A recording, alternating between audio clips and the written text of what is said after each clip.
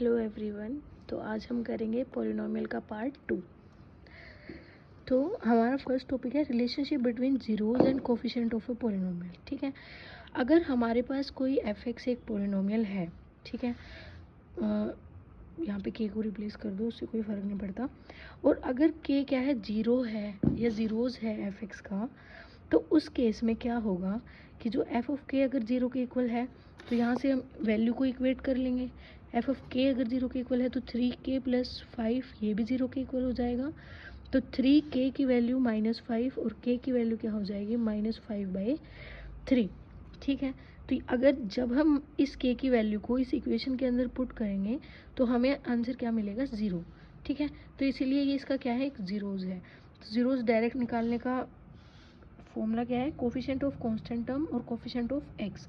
Constant term का coefficient क्या है, 5, साथ में माइनस साइन लगाना मत भूलना।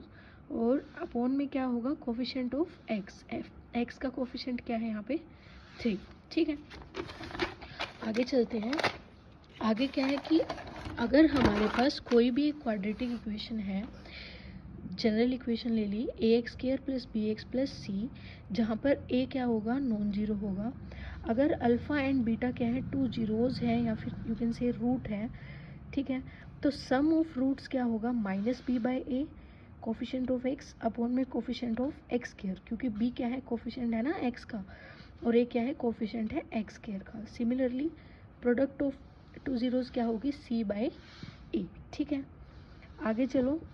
इनकेस क्यूबिक पोलिनोमियल इक्वेशन हो, ax³ + bx² + cx + d की फॉर्म में हो, a आपका नॉन जीरो होगा, तो उस केस में अल्फ़ा बीटा गामा हमें 3 रूट लेने पड़ेंगे क्योंकि क्यूबिक पोलिनोमियल इक्वेशन है। तो सम ऑफ रूट्स क्या हो जाएगा, -b/a। Alpha beta, beta gamma, gamma alpha, ये किसके इक्वल होगा, c/a के। और प्रोडक्ट ऑफ ऑल रूट्स किसके इक्वल होगा, -d/a के। ठीक है, अब क्वेश्चन देखते हैं, उससे ज़्यादा क्लियर होगा। अल्फ़ा एंड बीटा क्या है, जीरोज़ हैं पोलिनोमियल के, और वो पोलिनोमियल क्या है, ये है, सच दैट कि अल्फ़ा + 1 इंटू में बीटा + 1 क्या है, 0 है।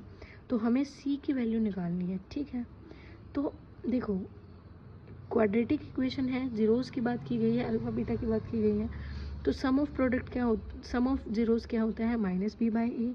प्रोडक्ट ऑफ जीरोज़ क्या होता है, c/a।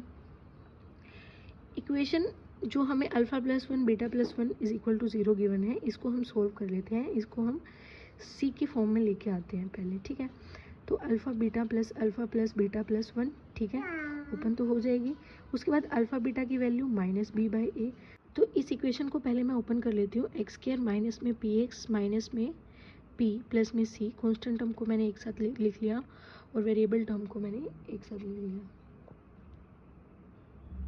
ठीक है, उसके बाद देखो यहाँ पे -b/a हमें अल्फ़ा + बीटा की जगह रखना है, तो -b यानी कि वैल्यू क्या होगी, माइनस ऑलरेडी है, -p है तो प्लस का p, a की वैल्यू तो 1 ही है, x² का कोफिशिएंट 1 है। ठीक है, तो ये वैल्यू p हो जाएगी। अल्फ़ा इंटू बीटा की वैल्यू अगर मुझे निकालनी है तो c/a यानी कि कॉन्स्टेंट टर्म क्या है, c - p, और a की वैल्यू क्या है, 1। तो ये वैल्यू मेरे पास आ गई। ये वैल्यू मैं यहाँ पे रख दूँगी, अल्फ़ा इंटू बीटा की जगह c - p, प्लस में अल्फ़ा + बीटा की जगह p + 1, मतलब p है वैल्यू, प्लस में 1 है, = 0। p से p कैंसिल हो जाएगा, c + 1 = 0 एंड c = -1। हमें यही वैल्यू फाइंड आउट करनी थी। ठीक है, सिमिलरली सेकंड क्वेश्चन है, अल्फ़ा बीटा गामा जो है जीरोज़ हैं किसी पोलिनोमियल के, और मुझे ये पोलिनोमियल गिवन है। ठीक है, तो मुझे वैल्यू निकालनी है इसकी वैल्यू निकालने के लिए मुझे क्या करना पड़ेगा, इसका एलसीएम लेना पड़ेगा। तो मैंने यहाँ पे एलसीएम ले लिया, अल्फ़ा बीटा ये गामा है। ठीक है, तो यहाँ पे क्या आ जाएगा, बीटा गामा प्लस में अल्फ़ा गामा प्लस में अल्फ़ा बीटा। ठीक है, अब क्योंकि ये क्यूबिक है तो यहाँ पे क्यूबिक की ऊपर हमने अभी देखा कि कोफिशिएंट कैसे निकाले जाते हैं। सम ऑफ जीरोज़ क्या होगी, -b/a। तो इस इक्वेशन में आप क्लियरली देख सकते हो कि b की वैल्यू क्या है, 3 है, माइनस आएगा तो -3 अपॉन में a की वैल्यू 6 है तो बाय में 6, -1/2 कैंसिल आउट हो जाएगा।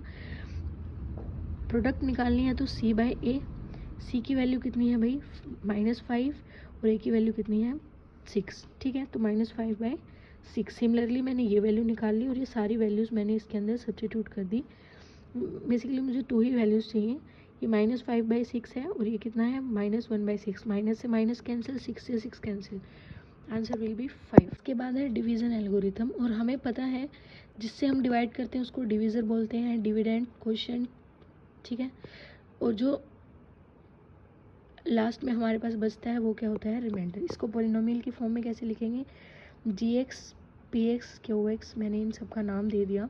और जो ये px होता है यानी कि जो डिविडेंड होता है वो किसके इक्वल होता है, डिवीज़र इनटू में क्वोशिएंट प्लस में रिमाइंडर के, है ना।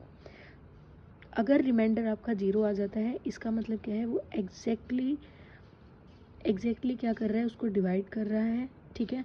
और डिग्री जो होगी आर एक्स की, आर एक्स यानी कि रिमाइंडर की जो डिग्री होगी वो हमेशा क्या होगी, डिग्री ऑफ जी एक्स से कम होगी, है ना। अगर आर एक्स ही बड़ा आ गया तो जी एक्स से डिवाइड कैसे होगा, ठीक है। एक क्वेश्चन देखते हैं, क्वेश्चन की हेल्प से थोड़ा और क्लियर होगा। The question and the reminder when x की पावर 4 प्लस में 1 is divided by x minus 1। तो मुझे क्या निकालना है, क्वेश्चन तो रिमाइंडर निकालना है। तो x की power x raise to the power 4 plus 1 को अगर मैं x माइनस 1 से डिवाइड करूँगी तो पहले तो मुझे x क्यूब से करना पड़ेगा। तो x क्यूब से करेंगे तो यहाँ पे क्या आएगा, x की पावर 4 माइनस में x क्यूब, साइन क्या हो जाएंगे चेंज, माइनस प्लस, ये कैंसिल आउट हो जाएगा, ठीक है। इस तरीके से हम इसको डिवाइड करेंगे, जो लास्ट में बचेगा वो क्या हो जाएगा, रिमाइंडर, और ये हमारा क्या हो जाएगा, क्वेश्चन। ये तो इजी है, सिंपल डिवीज़न है, आई होप आप सब कर लोगे।